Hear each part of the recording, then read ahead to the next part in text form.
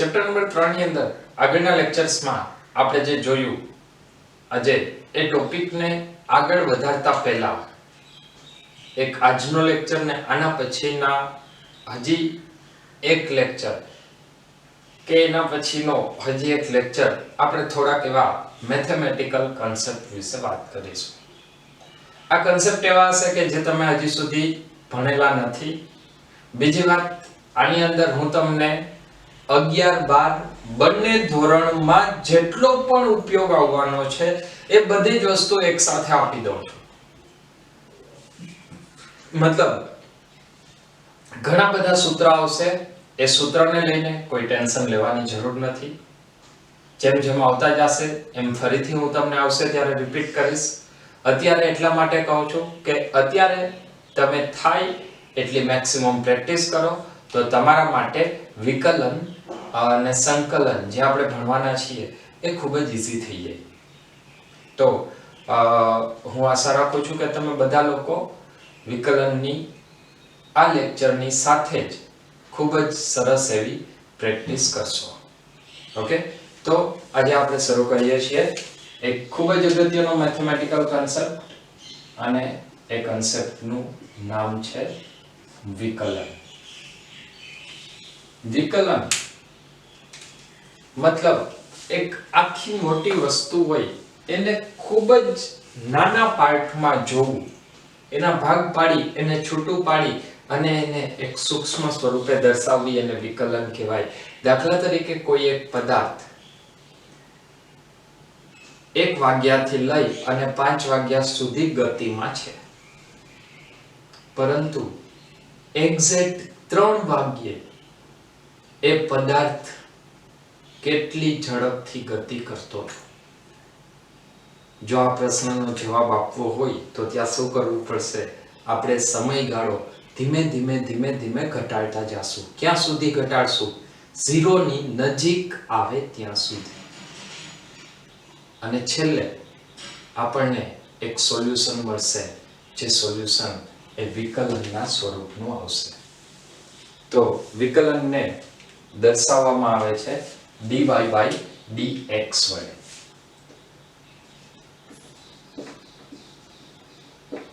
dy by dx એટલે એને કહેવાય y નું x ની સાપેક્ષે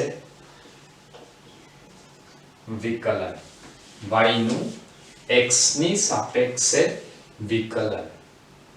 હવે વિકલનની આપણે શરૂઆત કરીએ તો વિકલન સામાન્ય રીતે ક્યારે લખવામાં આવે છે? તો ફિઝિક્સની અંદર આપણે આગળ ઘણી બધી જગ્યાએ એવું જોઈશું કે જ્યાં આપણે રેખાના ઢાળની જરૂર પડતી હોય. આજનો લેક્ચર અને આના પછીનો લેક્ચર એ પ્યોરલી મેથેમેટિકલ બેઝ છે, એટલે બી ગ્રુપ વાળા ખાસ એનું કોઈ ટેન્શન નથી લેવાનું. ધીમે 2 વર્ષમાં તમે આવા એક સૂત્ર આવશે એ ભણતા જશો. ત્યારે પણ ફરીથી કહીશ, અત્યારે એની એક વખત તમે પ્રેક્ટિસ વ્યવસ્થિત કરી લો. તો આવો એક જો આપણે આલેખ વિચારીએ કે જેનો x અક્ષ સાથે ખૂણો કેટલો છે? થીટા નો. જો એનો x અક્ષ સાથેનો કોણ થીટા હોય તો આના માટે લખાય રેખાનો ઢાળ બરાબર y/x. તો y માટે તમે 2 પોઈન્ટ લઈ અને એનો ફેરફાર દર્શાવશો કે y આટલું બદલ્યું અને એટલા y માટે x નો ફેરફાર આટલો થયો. x1 x2 y1 y2. તો રેખાના ઢાળનું આપણે સૂત્ર લખીએ છીએ y2 - y1 divide by x2 - x1. અથવા આના બરાબર આવું પણ લખી શકાય y2 - y1 એટલે ડેલ્ટા y અને x2 - x1 એટલે ડેલ્ટા x. હવે જો આ x1 x2 ને આપણે ઘટાડતા જઈએ તો એક સ્થિતિ એવી આવશે કે બે એકદમ નજીકના 2 પોઈન્ટ મળશે.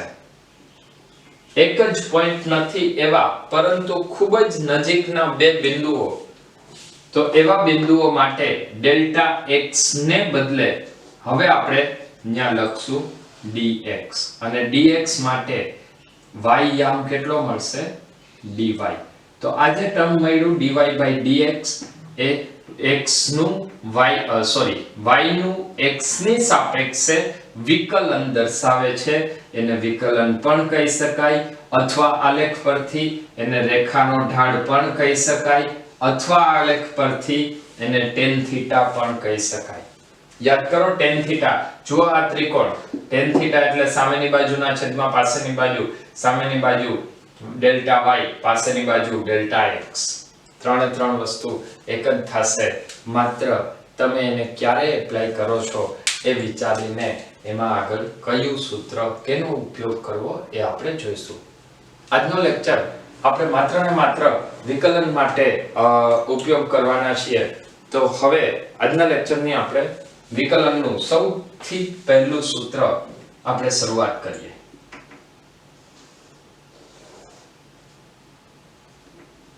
જેમ આપણે હમણાં વાત કરી કે આલેખ આવશે એટલે વિકલનની જરૂર પડશે. સૌથી પહેલું સૂત્ર, માની લઈએ કે તમને કોઈ એક y એવું આપેલું છે કે જે y નું મૂલ્ય અચળ છે. બરાબર, માની લઈએ કે આ y નું મૂલ્ય છે 8 જેટલું. હવે જો અહીંયા y નું મૂલ્ય અચળ હોય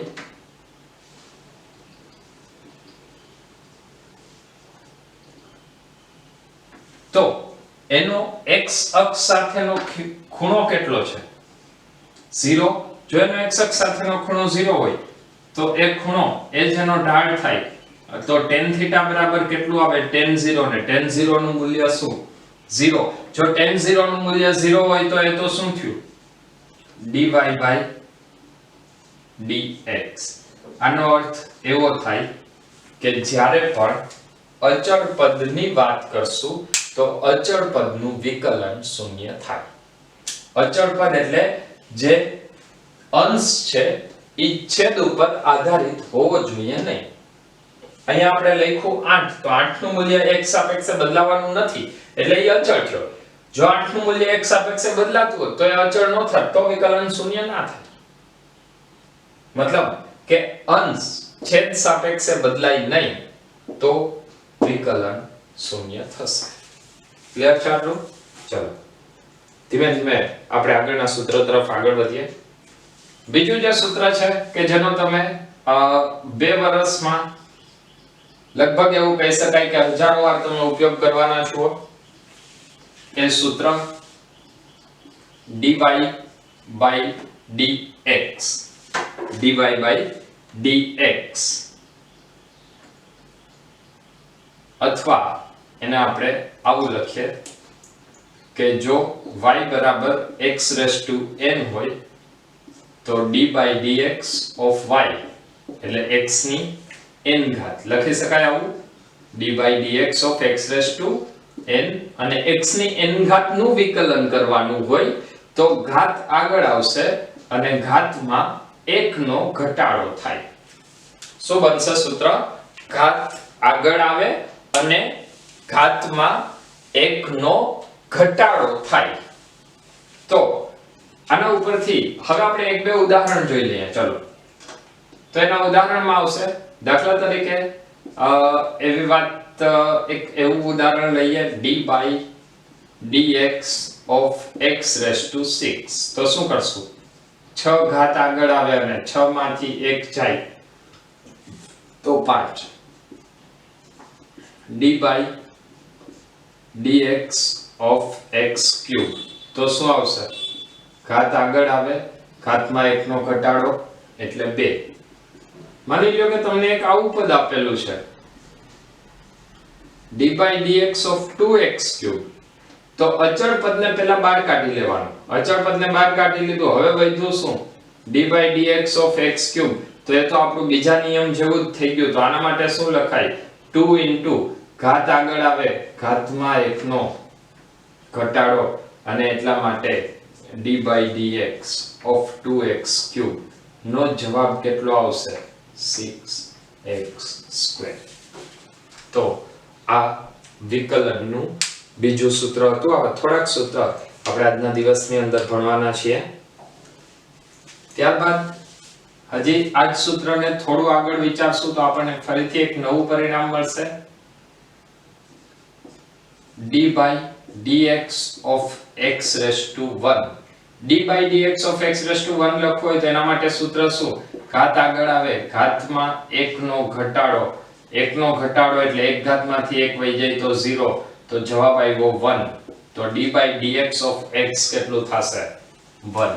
તો આપણને એક ફરીથી નવું પરિણામ મળ્યું. અત્યાર સુધીમાં આપણે 3 સૂત્ર જોયા છે. હવે એના પછી ચોથું સૂત્ર આવશે લોગ વિધેયના સ્વરૂપનું. દાખલા તરીકે તમને કંઈક આવું પદ આપેલું હોય, d by dx of log x to the base e. તો આના માટે વિકલન આવશે 1/x. log x નું વિકલન થશે 1/x. તો આ ચોથું સૂત્ર હતું. ત્યારબાદ પાંચમું સૂત્ર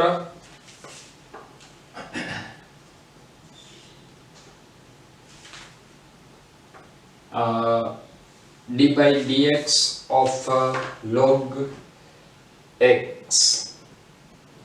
ત્યારબાદ હવે પાંચમું સૂત્ર આપણે લખશું y is equal to a raised to x. મતલબ dy by dx ની બદલે આપણે લખશું d by dx of a raised to x. અને જો d by dx of a raised to x હોય તો એના માટે વિકલનમાં આવશે a raised to x into log x to the base e. a raised to x into log a to the base e. a raised to x is equal to a raised to x into log a to the base e. આના ઉપરથી હજી એક આપણને નવું પરિણામ મળશે. સૂત્ર number 6 એને હું કહી દઉં છું d by dx of e raised to x. તો પરિણામ શું મળશે? e raised to x into log e to the base e. હવે log e to the base e નું મૂલ્ય કેટલું થાય? 1. તો આનું પરિણામ મળશે d by dx of e raised to x is equal to e raised to x. તો અત્યાર સુધીમાં આપણે 6 સૂત્રની વાત કરેલી છે. આ 6 સૂત્રોની વાત કર્યા પછી હવે આપણે ફરીથી બીજા થોડાક આગળ સૂત્ર જોવાના છીએ. આ બધા જ સૂત્ર એક સાથે ઉપયોગમાં આવવાના નથી, એટલે એને લઈને કોઈ ટેન્શન લેવાની જરૂર નથી. માત્ર તમે લોકો જો આટલો ઉપયોગ કરતા અત્યારથી શીખી જશો તો આગળ ક્યાંય પણ ઉપયોગ આવશે ત્યાં તમારે શીખવાની જરૂર નહીં રહે. એટલા માટે અત્યારે સ્પેશિયલ એક વિકલનનો લેક્ચર ગોઠવીને તમને આ બધા નિયમો એકસાથે લખાવી દઉં છું, જેથી કરીને તમે તમારી અનુકૂળતા મુજબ તમને ટાઈમ મળે એ સમયમાં આ બધું તમે વ્યવસ્થિત પ્રેક્ટિસ કરી શકો. આમાં ખાસ જરૂર છે પ્રેક્ટિસની. બાકી જે થોડાક સૂત્ર છે એ સૂત્ર આપણને એમ પણ યાદ રહી જશે, એવા ઉપયોગ કરવાના છીએ. ચલો હવે વિકલનની અંદર આવશે 6 વિધેય. 6 વિધેયના વિકલનના સૂત્ર આપણે ભણવાના છે. તો એ વિધેયને લખતા જઈએ. 6 સૂત્ર આપણે લખી લીધા છે. 7મું આવશે sin વિધેય, એટલે અહીંયા આપણે લખવું જોઈએ d by dx of sin x. 8મું આવશે cos વિધેય, એટલે d by dx of cos x.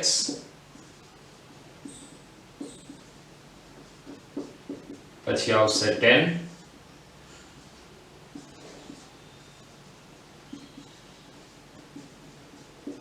cot,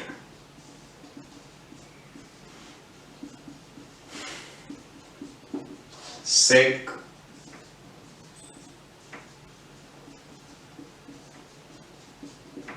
અને cosec.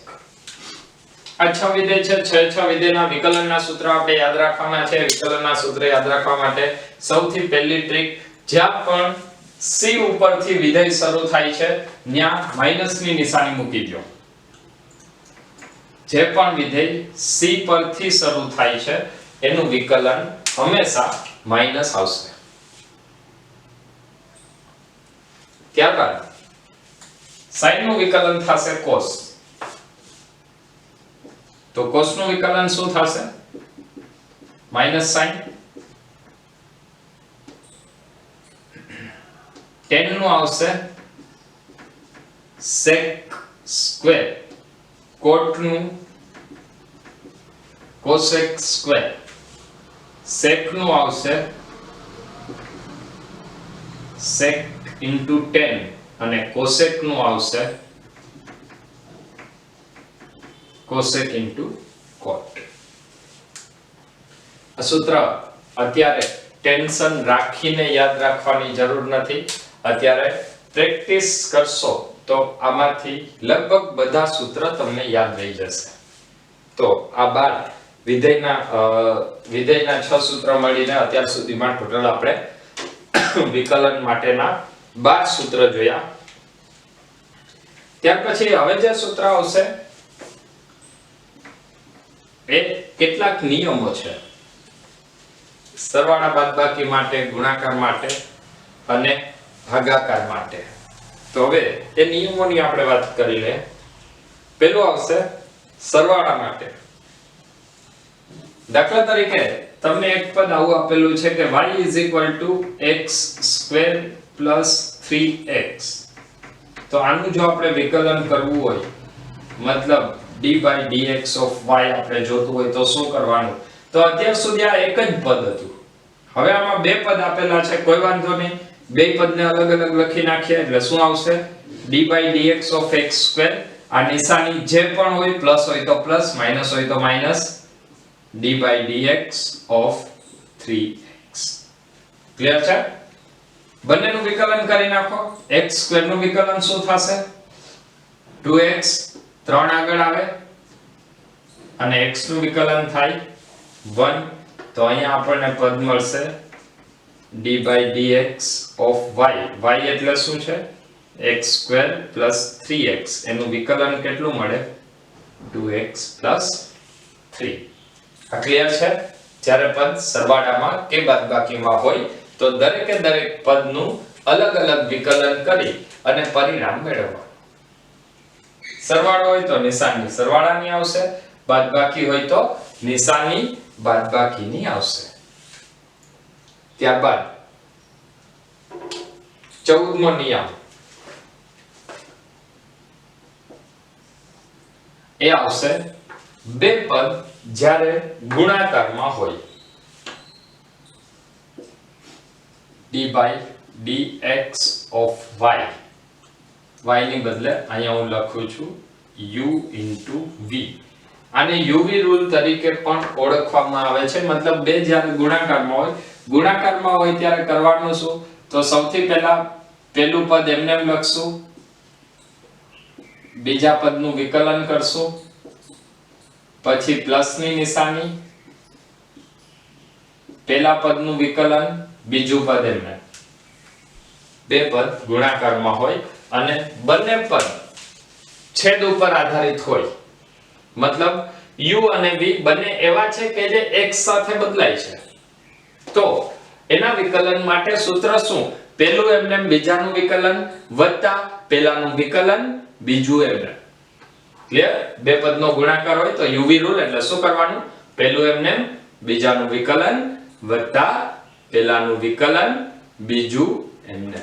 તો આપણને સૂત્ર મળશે બંનેના ગુણાકાર માટેનું. ચલો આના માટે એક ઉદાહરણ લઈ લઈએ. દાખલા તરીકે તમને એક એવું આપેલું હોય y = x sin x. ચલો એક સરળ ઉદાહરણથી જ આપણે આને વધારે જોઈએ. d/dx of x sin x. બે પદ છે, એક x અને એક sin x. તો શું કરશું? સૌથી પહેલા પહેલું પદ એને ગુણ્યા બીજા પદનું વિકલન વત્તા પહેલા પદનું વિકલન એને ગુણ્યા બીજું પદ એમને. આ ક્લિયર છે સૂત્ર? પહેલું એમને બીજાનું વિકલન વત્તા પહેલાનું વિકલન બીજું એમને. ચલો હવે પદ લખી નાખીએ. x sin x નું વિકલન થશે cos x plus d/dx of x. આ 1 થઈ ગયું અને 1 into sin x એટલે sin x. તો આપણને મળ્યું d/dx dx of x sin x. ચલો ક્લિયર છે આટલું? તો આ 14મો નિયમ ગુણાકાર માટેનો હતો, એને કહેવાય છે UV રૂલ. ત્યારબાદ ભાગાકાર માટે d by dx of u by v, આને u by v રૂલ તરીકે પણ ઓળખાય છે. અહીંયા જેવી વાત કરી હતી એવી જ વાત કે u અને v બંને x ઉપર આધાર રાખતા હોય તો આનું સોલ્યુશન કેવી રીતે કરવાનું, તો એના સોલ્યુશન માટે સૌથી પહેલા અંશનું વિકલન કરવું પડે. એટલે આપણે લખશું du by dx into છેદ, અંશનું વિકલન ગુણ્યા છેદ માઈનસ અંશ એમને છેદનું વિકલન. શું સૂત્ર બનશે? અંશનું વિકલન ગુણ્યા છેદ માઈનસ અંશ એમને છેદનું વિકલન આખાના છેદમાં છેદનો વર્ગ. થોડાક એવા સૂત્ર છે, પહેલી વાર જોશો તો થોડું નવું લાગશે, સ્વાભાવિક છે. 1 થી 10 એકડા પણ કોઈને જોઈને આવડા નથી, એ પણ ઘણી બધી વાર ઘૂંટીને પછી શીખા છીએ, તો આ સૂત્ર ડાયરેક્ટ પહેલી વારમાં આવડી જાય એવું આપણે કદાચ ન પણ માની શકીએ. ટેન્શન લીધા વગર પ્રેક્ટિસ અને માત્ર પ્રેક્ટિસ કરવાની છે. ઓકે, ચલો આનું એક ફરીથી આપણે ઉદાહરણ લઈ લઈએ. d by dx of sin x by x.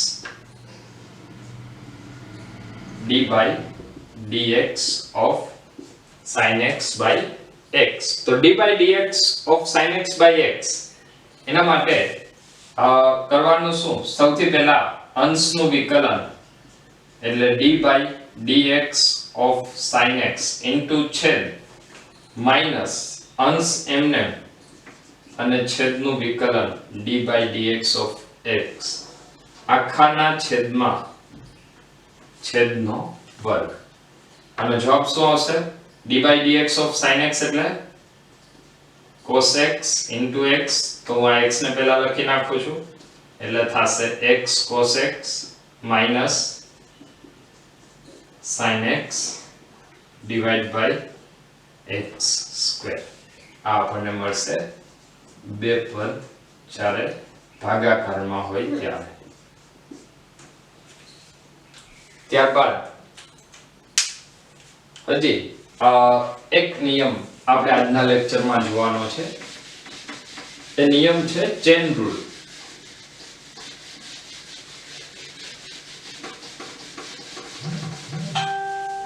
Chain rule એ ખરેખર શું છે? નિયમ નંબર 16.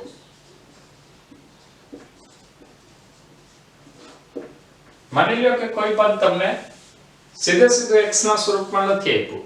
દાખલા તરીકે હું તમને એમ કહું કે તમારે વિકલન કરવાનું છે ને d by dx of x square હોય તો તમે તરત કહેશો 2x square એટલે 2 ઘાત આગળ આવે, ઘાતમાં 1 નો ઘટાડો, જવાબ આવ્યો 2x.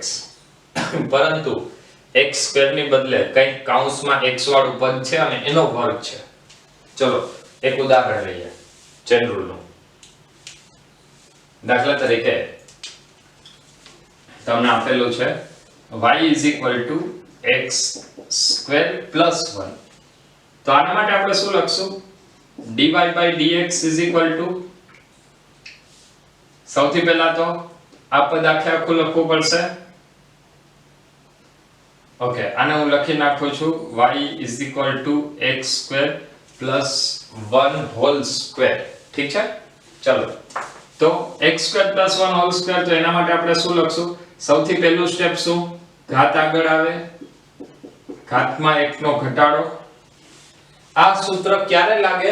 જ્યારે અહીંયા માત્ર x હોય તો, પણ અહીંયા માત્ર x નથી.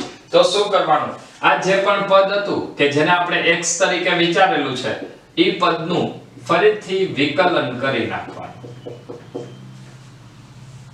બરાબર?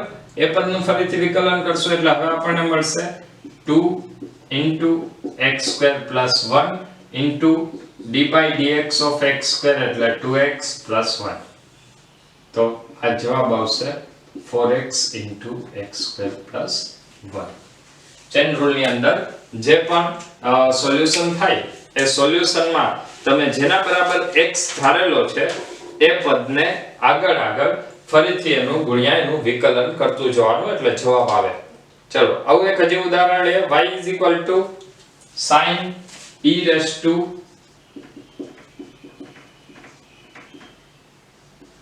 5x.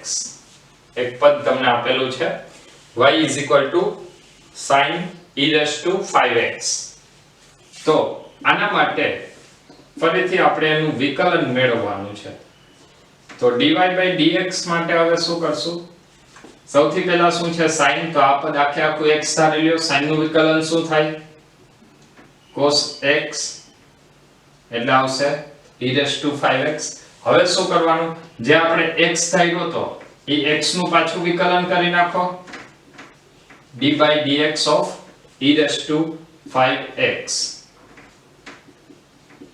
ઓકે, હવે જો ફરીથી આ પદ જો e raised to x હોય તો એનું વિકલન e raised to x થાય. પણ અહીંયા e raised to x નથી, શું છે?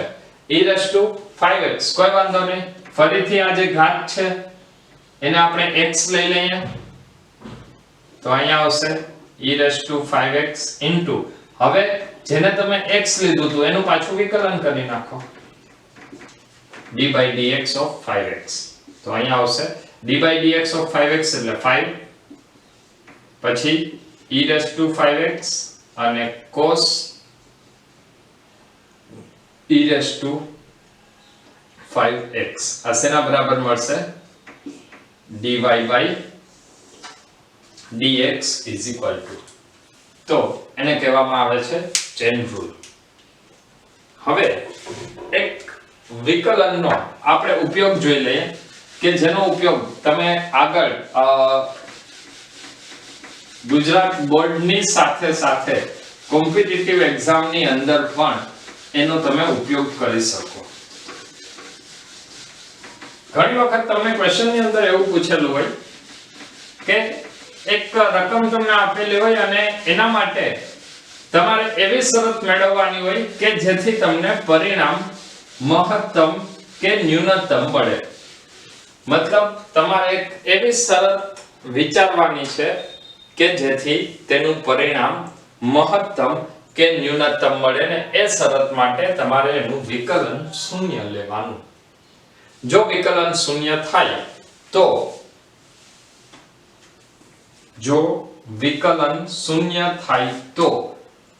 શું? 2 મિનિટમાં કહું. ચાલો પહેલા બે આલેખ દોરી લઈએ આપણે.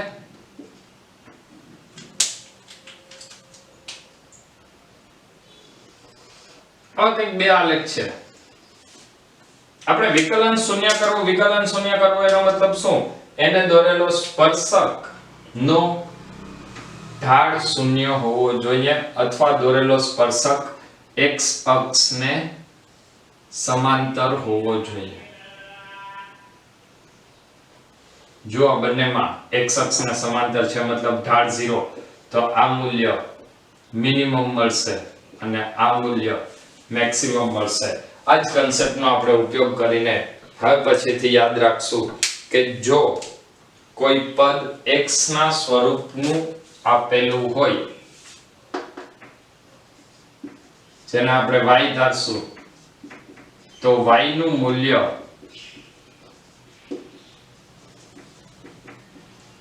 મહત્તમ કે ન્યૂનતમ મેળવવાનું હોય તો તેના માટે આપણે શરત કઈ લેશું? dy by dx 0 થવું જોઈએ. હવે આ મૂલ્ય જો આપણે 0 કરવું હોય તો એ કેવી રીતે એનો ઉપયોગ ફિઝિક્સ ની અંદર આવશે એના માટે ફરીથી એક તમને ઉદાહરણ આપું છું. દાખલા તરીકે એક પદ આપણે લખીએ y x³ by 3 plus 5x² by 2 plus 6x. આના માટે તમને કીધું છે y નું મૂલ્ય મહત્તમ કે ન્યૂનતમ મેળવવા માટેની શરત મેળવો. તો મહત્તમ કે ન્યૂનતમ મેળવવા માટે dy by dx બરાબર 0 થવું જોઈએ, મતલબ પહેલા આનું x સાપેક્ષે વિકલન કરવું પડે. આ 1/3 x ની 3 ઘાતનું વિકલન 3x નો વર્ગ પ્લસ 5/2 x ની 2 ઘાતનું વિકલન 2x પ્લસ 6 અને x નું વિકલન 1.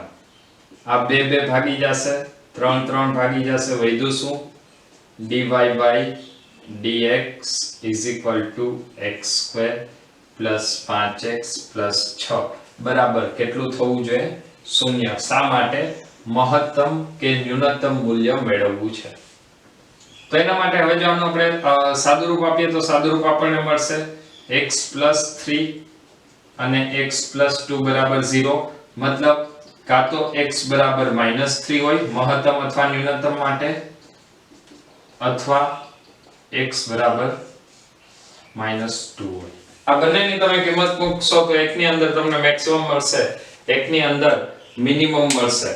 હવે વાત એ આવશે કે ક્યારે મૂલ્ય મહત્તમ મળે ને ક્યારે મૂલ્ય ન્યૂનતમ મળે એ કેવી રીતે ખબર પડે? જો આપણે એ જાણવું હોય તો એના માટે ફરી પાછી એક શોર્ટકટ રીત છે, હું તમને આપી દઉં છું. dy by dx બરાબર 0 તો બે શક્યતા, એક મૂલ્ય મહત્તમ અને એક મૂલ્ય ન્યૂનતમ. હવે ચેક કેવી રીતે કરવું કે મહત્તમ છે કે ન્યૂનતમ? તો એના માટે તમારે શું કરવાનું? dy by dx નું ફરી પાછું વિકલન કરવાનું, મતલબ એને કહેવાય દ્વિતીય વિકલન, d2y dx². દ્વિતીય વિકલન જ્યારે તમે એનું બીજી વખત વિકલન કરશો તો એ જવાબ કેટલો આવે એ જવાબ આપણે ગોતવાનો. તો પહેલું વિકલન કેટલું આવ્યું?